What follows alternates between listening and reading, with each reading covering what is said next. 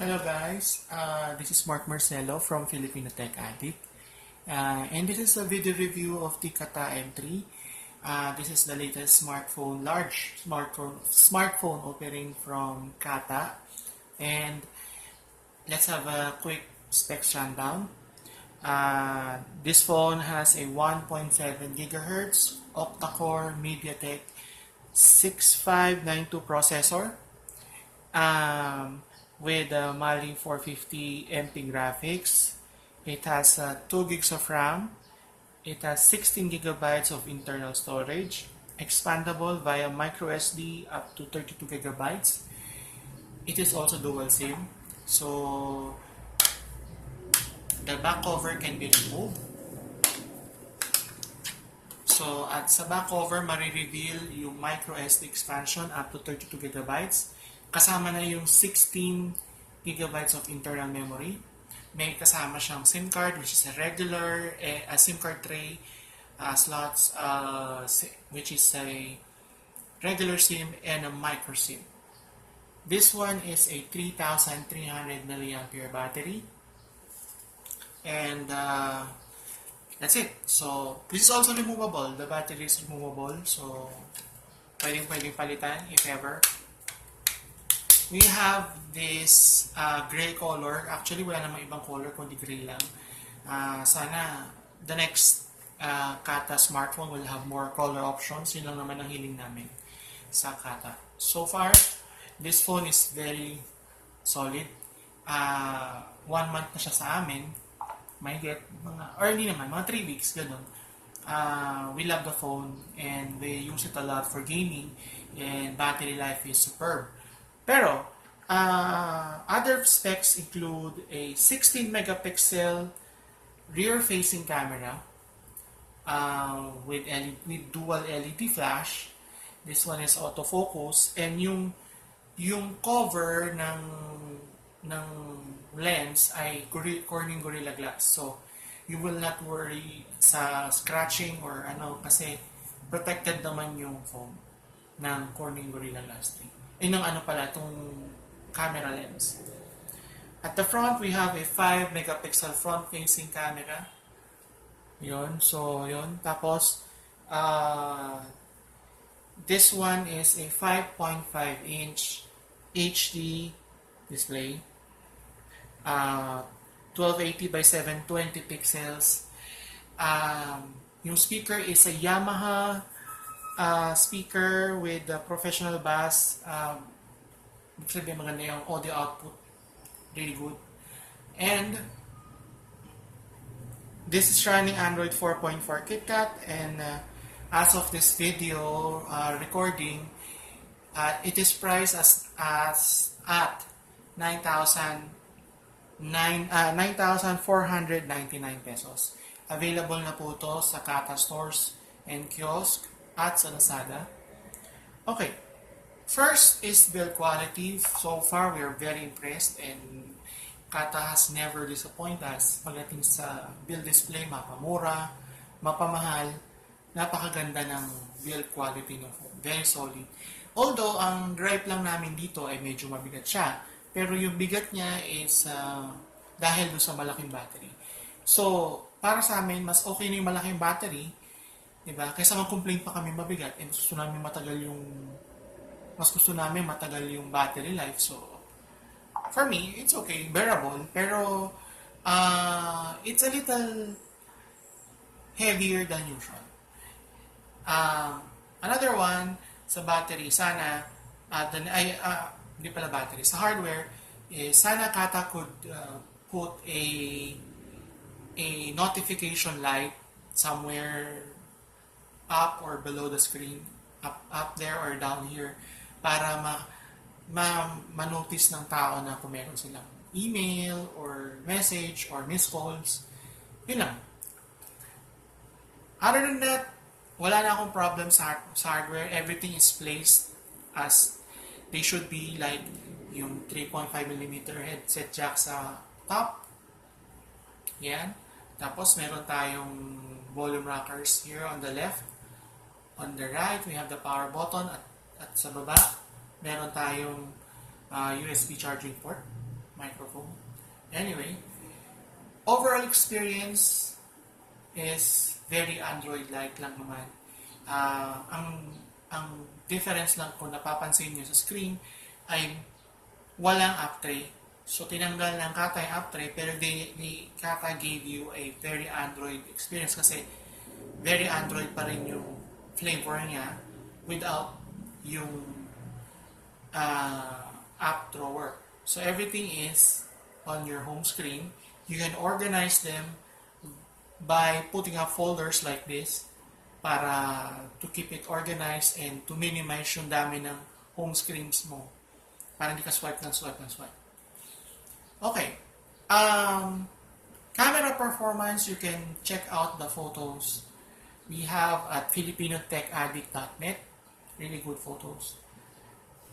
Battery life, we are very impressed with the battery. So far, it is one of the best features of phone, battery life. Pananong battery life. I've used this, yesterday I've used this as a parang Wi-Fi hotspot. Kasi yung coffee shop na pinupuntahan ko to work, walang internet connection. And good thing, smart, kasi smart yung nakalagay dito. Mabilis naman yung 3G connection ng smart. So I decided to tether it with my laptop. And from 100%, it dropped down only to sa 49%. Then I use this for yung mga usual checking ng social media. From 100 to 49, it took me 6 hours. At nakatether lang siya sa laptop. Ganun siya katagal. So I was really amazed sa battery. Sobrang tagal. More details on that on filipinotechaddict.net. Front-facing camera also good. Dual SIM connectivity, smart and globe connectivity are good. Ang napansin ko lang, mas faster than usual yung connection niya sa any network. And yun lang napansin ko. When it comes to gaming naman, everything is fluid, smooth. So just to test it, that we can have the trigger. Quick gameplay lang.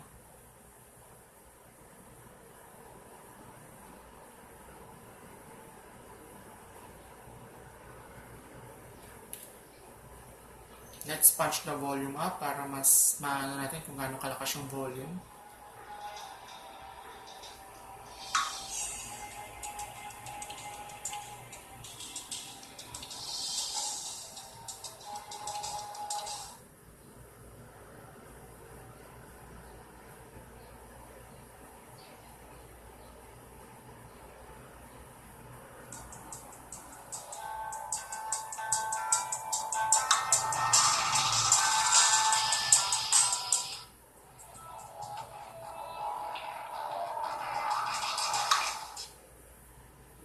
Let's try to play again.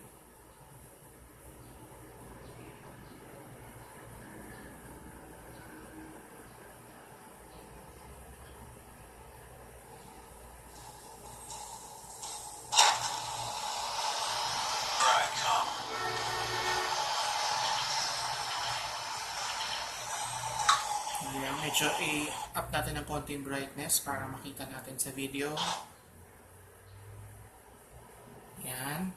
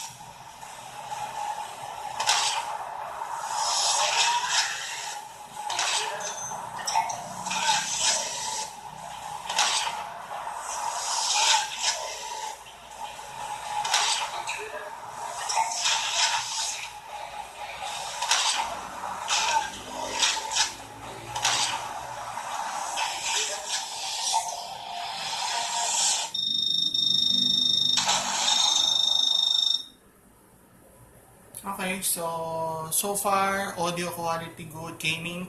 We never had encounter of lag or stutter. So, super smooth itong operation ng Kata M3. Uh, Overall, it is really a good phone.